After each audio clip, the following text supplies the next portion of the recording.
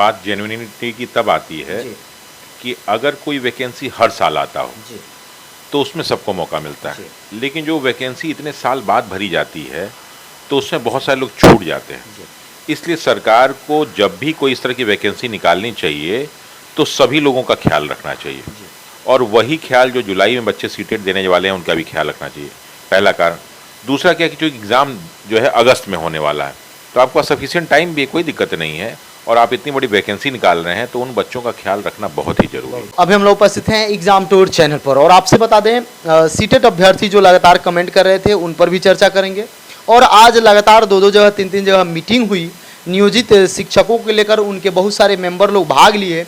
बहुत सारे आप वीडियो देखे होंगे जिसमें बोला जा रहा है पता ना उसमें कि नियमावली को रद्द कराया जाएगा, और सरकार और आयोग इस पर एकदम शांतचित्त बैठी हुई है। सरकार और आयोग के द्वारा भी अब इस पर हमेशा से आगे से का प्रक्रिया अपनाया जा रहा है। इसके बारे में संपूर्ण जानकारी लेंगे। रामांशु सर मेरे साथ है। सर आपका स्वागत है एग्जाम में। बहुत बहुत धन्यवाद अभिषेक जी। सर सबसे बड़ा मुद्दा अभी जो बना हुआ है, लगातार देखते हुए अभ्यर्थी जा रहे हैं, मिल रहे हैं, अपने बातों को रख रहे हैं आयोग में, मंत्री से, मुख्यमंत्री से सभी से, सीटेट जुलाई को लेकर, सीटेट जुलाई में उनको शामिल किया जाए इसको लेकर सर इनका मांग जेन्युइन आपको लग रहा है?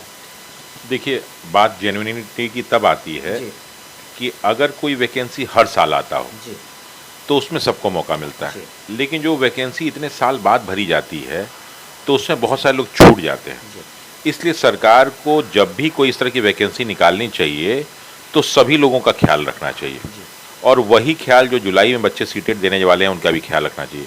पहला कारण।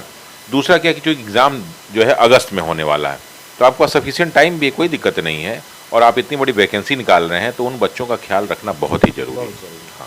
हाँ। जो विद्यार्थी लगातार ये डिमांड कर रहे हैं, अभी देखे होइएगा कोई विपक्ष में मीटिंग हो रहा है, कोई विपक्ष में मीटिंग हो रहा है कि नियमावली सही नहीं है, इस पर भी सर आप क्या कहिएगा? देखिए, जो नियमावली, नियोजित शिक्षक हाँ, जो भी नियमावली बनती है बेसिकली क्या है कि सरकार का काम है जनता के हित के लिए काम करना। किसी शिक्षक क्लास 1 to 5 सामान्य अध्ययन की बुक चलिए आपको दिखाता हूँ। ये 30 मई 2023 के हिसाब से जो बीपीएससी द्वारा नोटिफिकेशन दी गई थी 120 प्रश्नों का, इसमें वो सारे क्वेश्चन 120 प्रश्नों के प्रैक्टिस सेट दिया गया है। इसमें जो भी टॉपिक्स है वो है प्राथमिक गणित, मानसिक क्षमता परीक्षण, सामान्य जागरूकता, सामान्य विज्ञान, सामाजिक विज्ञान, भारतीय राष्ट्रीय आंदोलन, भूगोल और पर्यावरण। अच्छा, जो टीचर आपने भर्ती कर लिया, नियोजित टीचर को नियोजित कर लिया, और वो बेचारे इतने दिनों से काम कर रहे हैं, वो इसी अपेक्षा से काम कर रहे हैं कि आने वाले समय में हमको मौका मिलेगा, लेकिन उनके लिए आप कोई विशेष प्रावधान कर ही नहीं रहे हैं। कम से कम जब आपने इतनी सीटें निकाली तो उसमें से कुछ सीट उनके लिए फिक्स कर दीजिए कि भाई ये आपके लिए ये होगा, फिर ये आपके परीक्षा का पैटर्न अलग होगा। क्योंकि अब आप दोनों की जो तुलना कर रहे हैं, तो जो नियोजित शिक्षक इतने साल से पढ़ा रहे हैं सब, उनके पढ़ाई की वजह से क्या हो गया, उनका बहुत सारे सब्जेक्ट से जो है नाता टूट गया है, तो अब वो सब नहीं जान रहे हैं, और आप उनको उनके साथ बैठाने जा रहे हैं जो बहुत सारे एग्जाम क्वालिफाई करने वाले हैं, तो निश्चित रूप में रिटर्न में तो सब बाहर हो जाएंगे, नहीं हो पाएंगे। तो इनका जो इतने दिन का मेहनत है वो कहीं ना कहीं नुकसान उनके लिए पहुंचाएगा। तो इसलिए सरकार से रिक्वेस्ट है कि जो नियोजित शिक्षक हैं उनके लिए विशेष थोड़ा सा प्रावधान बना के इसमें थोड़ा संशोधन कर लें, और इसमें बहुत ज़्यादा जो है हार्श और हार्ड होने की ज़रूरत नहीं है। इसलिए हार्ड होने की ज़रूरत नहीं है कि जैसे दो ही में देखिए मुद्दे हैं, एक तो जो जुलाई में बच्चे सीटेट फॉर्म भर रहे हैं जो एग्ज़ाम देने वाले हैं उनके लिए, और दूसरा नियोजित शिक्षकों के लिए। तो इसमें बहुत ज़्यादा परिवर्तन करने की ज़रूरत नहीं है, और नियमावली कोई ऐसी चीज़ नहीं कि जिसमें परिवर्तन, जब संविधान में संशोधन हो सकता है तो इसमें क्यों नहीं संशोधन हो सकता है। तो सरकार को सभी छात्रों को हित में ध्यान रखते हुए, जो नए छात्र हैं वो, क्योंकि होता क्या है ना कि बहुत सारे लड़के जो पेपर 2 है, 1 और 2 है, तो वो सोचते हैं कि चलो पेपर 1 छोड़ दो, 2 पास कर गए तो 6 to 8 में चले जाएंगे, लेकिन उसमें एक भी सीट नहीं है। लेकिन उसमें एक भी सीट नहीं है, तो बेचारे लड़के कहाँ जाएंगे।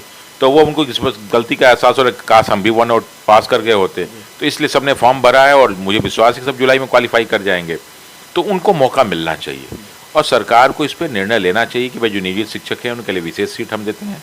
और प्लस ये जो लड़के, अच्छा इसमें एक चीज़ और बात है कि सन 2018 में जो केवीएस का फॉर्म आया था, तो उसमें उसने क्या किया था, अपीयरिंग वालों को मौका दिया था। जी केवीएस वाले ने मौका दिया था। तो जब केवीएस मौका दे सकता है तो बिहार बोर्ड कौन मारे, अमेरिका इंग्लैंड बोर्ड है कि मौका नहीं देगा, इसको मौका देना चाहिए।